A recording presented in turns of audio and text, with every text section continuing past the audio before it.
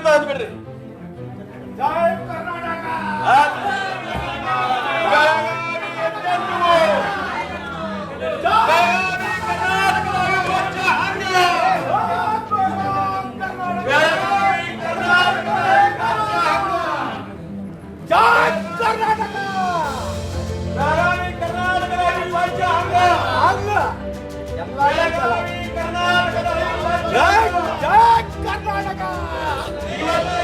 ಮಹಾಪೌರ್ madam ಅವರ ಈ ವಿಷಯದೊಳಗ ಬಹಳ ಅಗದಿ ಸೂಕ್ಷ್ಮಗೆ ಹೆಜ್ಜೆ ಇಡ್ರಿ.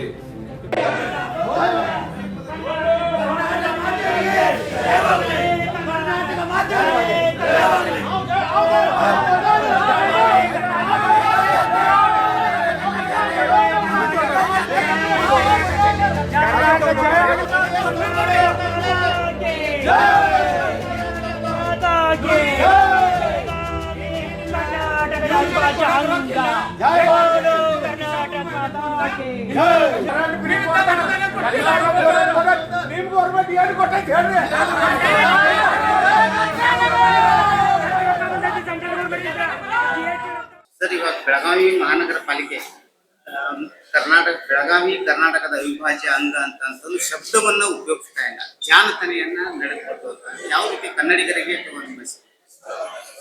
ಇದು ಎಲ್ಲೋ ಒಂದು ಕಡೆ ಮೇಯರ, ಡೆಪ್ಟಿ ಮೇಯರ ಮತ್ತು ಆಡಳಿತ ಪಕ್ಷದ ಎಲ್ಲ ಸದಸ್ಯರದ ಒಂಥರ ಎಲ್ಲೋ ಕನ್ನಡ ವಿರೋಧಿ ಎದ್ದು ಕನ್ನ ಐತಿ.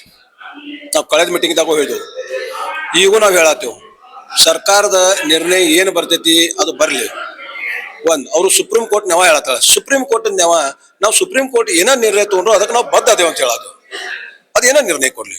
ಈಗ ಏನು ನಗರಾಭಿವೃದ್ಧಿ ಸಚಿವರು ಬೆಳಗಾವಿಗೆ ಬಂದಾಗ ಅವ್ರನ್ನ ಈ ಪ್ರಶ್ನೆಯನ್ನ ಕೇಳ್ತಾರೆ, ಅವರಿಲ್ಲ ನಾವು ಪತ್ರವನ್ನು ಬರೀತೀವಿ, ಆದ್ರೆ ಸರ್ಕಾರ ಯಾಕೆ ವಿಳಂಬ ಮಾಡ್ತಾ ಇದೆ ಪತ್ರ ಬರಲಿಕ್ಕೆ? ಇಲ್ಲ, ಅದು ಸರ್ಕಾರ ಒಂದು ಲೀಗಲ್ ಒಪಿನಿಯನ್ ತಗೊಂಡ್ಕಿಸಿಂದ, ಕಾಯ್ದೆ ತಜ್ಞರನ್ನ ತಗೊಂಡ್ಕಿಸಿಂದ ಅದು ಚರ್ಚೆ ಮಾಡತ್ತೆ. ಅದು ಚರ್ಚಾ ಹಂತದೈತಿ. ಅದು ಹಿಂದೆ ನಾಳೆ 2 ದಿವಸನಾಗ ಅದು ಕಾರ್ಪೊರೇಷನ್ ಒಂದು ನಿರ್ದೇಶನ ಕೊಡೋದನ್ನ ಮಾಡತ್ತೆ. ಅದೇ ಮಾತನ್ನ ಮೇಯರು ಮತ್ತು ಡೆಪ್ಟಿ ಮೇಯರ್ ಕೂಡ ಅದೇ ಮಾತನ್ನ ಹೇಳ್ತಾ ಇದ್ದಾರೆ, ನಾವು ಚರ್ಚೆ ಮಾಡೋಣ, ಒಂದು ಲೀಗಲ್ ಪ್ರಶ್ನೆಗಳನ್ನ ಉದ್ಭವ ಆಗ್ತಾ ಇದಾವ, ಆ ಪ್ರಶ್ನೆಗಳಿಗೆ ಉತ್ತರ ಹುಡ್ಕೊಂಡು ನಾವು ಆ ಪ್ರಶ್ನೆಯನ್ನು ತಗೊಂಡು ಹೋಗ್ತೀವಿ ಅಂತಂದು ಮೇಯರು ಡೆಪ್ಟಿ ಮೇಯರ್ ಅದನ್ನೇ ಮಾಡಿ. ಇದರಲ್ಲಿ ಏನ್ ಸಮಸ್ಯೆ, ತಾಂತ್ರಿಕ ಸಮಸ್ಯೆ ಯಾವ ರೀತಿ ಅಲ್ಲಿ ಎದುರಾಗ್ತಾ ಇದೆ ಅಂತ?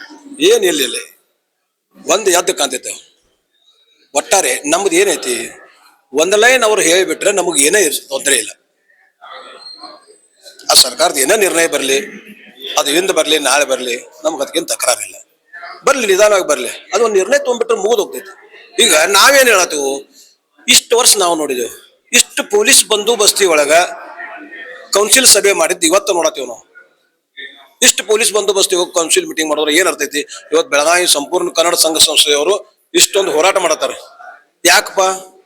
ಅವ್ರಿಗೆ ನಾವು ಸಪೋರ್ಟ್ ಮಾಡಿ ಅವ್ರಿಗೆ ಇದನ್ನ ಮಾಡ್ಬೇಕಲ್ಲ. ಇಲ್ಲಿ ಈಗ ಮಹಾಪೌರ್ ಅವರು ಒಂದು ಸೆಂಟೆನ್ಸ್ ಅನ್ನು ನಾವು ಕನ್ನಡ ಪರವಾಗಿದ್ದೀವಿ, ಬೆಳಗಾವಿ ಕರ್ನಾಟಕದಲ್ಲದೆ ಕನ್ನಡ ನೆಲ ಜಲದ ಕುರಿತು ನಾವು ನಿರ್ಣಯ ಕೈಗೊಂಡಿದ್ದೀವಿ, ನಾವು ಅದರ ಪರವಾಗಿದ್ದೀವಿ ಅನ್ನೋದೊಂದು ವಾಕ್ಯಗಳನ್ನ, ಅದರಲ್ಲಿ ನೀವು ಬೆಳಗಾವಿ ಕರ್ನಾಟಕದ ಅವಿಭಾಜ್ಯ ಅಂಗವಿದೆ ಅನ್ನೋದನ್ನ ಶಬ್ದವನ್ನು ಸೇರಿಸಿ ಅಂತ ಒತ್ತಾಯ ಮಾಡ್ತಾ ಇದ್ದಾರೆ. ಇದರಲ್ಲಿ ಯಾವ ರೀತಿ ಹಳೆ ಅಲ್ಲ, ನೀವು ಈ ರೀತಿ ಅಲ್ಲ, ನೀವು ಹೇಳೋದು ಬರೋಬ್ರು. ಹಳೆ ಅಲ್ಲ, ಹಳೆ ಮಗಳು ಕಂಡ ಅಂತೀರಿ ನೀವು. ನಾವು ಅದ ಹೇಳತ್ತೀವ, ಒಂದು ಸೆಂಟೆನ್ಸ್ ಹಾಕ್ಬಿಡ್ರಲ್ಲ. ಮತ್ತೆ ಇಷ್ಟೆಲ್ಲ ನೀವು ಸುತ್ತಿ ಬಳಸಿ ಹೇಳತ್ತಿರಲ್ಲ, ಬೆಳಗಾವಿ ಕರ್ನಾಟಕದ ಅವಿಭಾಜ್ಯ ಅಂಗ ಅಂತ ಇಷ್ಟು ಹೇಳ್ಬಿಟ್ರೆ ಮುಗಿದು ಹೋಗತ್ತಲ್ಲ. ಅಷ್ಟೆಲ್ಲ ನೀವು ರೌಂಡ್ ಹಾಕೋದು ಏನಾಯ್ತು ಅವಶ್ಯಕತೆ? ಇಷ್ಟೆಲ್ಲ ಗಲಾಟೆಗೆ ಮಾಡಿ ಏನ್ ಕಾರಣ ಆಯ್ತದ? ಮುಂದೆ ಯಾವ ರೀತಿ ನಿಮ್ ಹೋರಾಟ ಇರಲಿದೆ? ಏನ್ ಬರೀ ಇದು ಸಾಂಘಿಕ ಹೋರಾಟವಾಗಿ ಉಳಿಯೋದು ಅಥವಾ ಸರ್ಕಾರದ ಮೇಲೆ ಅಥವಾ ಸರ್ಕಾರದ ನಾಮನಿರ್ದೇಶನ ಸದಸ್ಯರಿಗೆ ಸರ್ಕಾರಕ್ಕೆ ತಾವು ಯಾವ ರೀತಿ? ಈಗ ನಾವು ಇದು ಮಾಡಿದ್ರಿಂದ ಸರ್ಕಾರದ ಮ್ಯಾಗ ಒತ್ತಡ ಇರೋದು ತಂತ್ರ ಇದೆ. ಖಂಡಿತವಾಗಲೂ ಸರ್ಕಾರನು ಇದಕ್ಕೆ ವಿಳಂಬ ಧೋರಣೆ ತೋರಿಸಾಯ್ತು. ಹೌದಲ್ಲ? ಇವತ್ತು ನಾವು ಈ ಪ್ರತಿಭಟನೆ ಮಾಡಿದ್ರಿಂದ ಸರ್ಕಾರಕ್ಕೂ ಗಮನ ಸೆಳೆದಂಗೆ ಆಗ್ತೈತಿ. ಇದನ್ನ ನಾವು ಮಾಡಿದ್ದು ಬರೀ ಮಹಾನಗರ ಪಾಲಿಕೆಗೆ ಸಂಬಂಧಪಟ್ಟದಲ್ಲ, ಸರ್ಕಾರಕ್ಕೆ ತಿಳಿಯುವ ಸಂಬಂಧನೂ ಆಗತ್ತೆ. ಬರೀ ಹುಡುಗರಿಗೆ ಹೋರಾಟ ಮಾಡಿದ್ದಕ್ಕೆ ನಾವು ಬೆಂಬಲಾರ್ಥವಾಗಿ ನಾವು ಇಲ್ಲಿ ಮಾಡತ್ತೀವಿ. ಇದರಿಂದ ಸರ್ಕಾರ ಎಚ್ಚೆತ್ತುಗೊಳ್ಳಬೇಕನ್ನೋದು ನಮ್ದೊಂದು ವಿನಂತಿ ಇದ್ದೆ.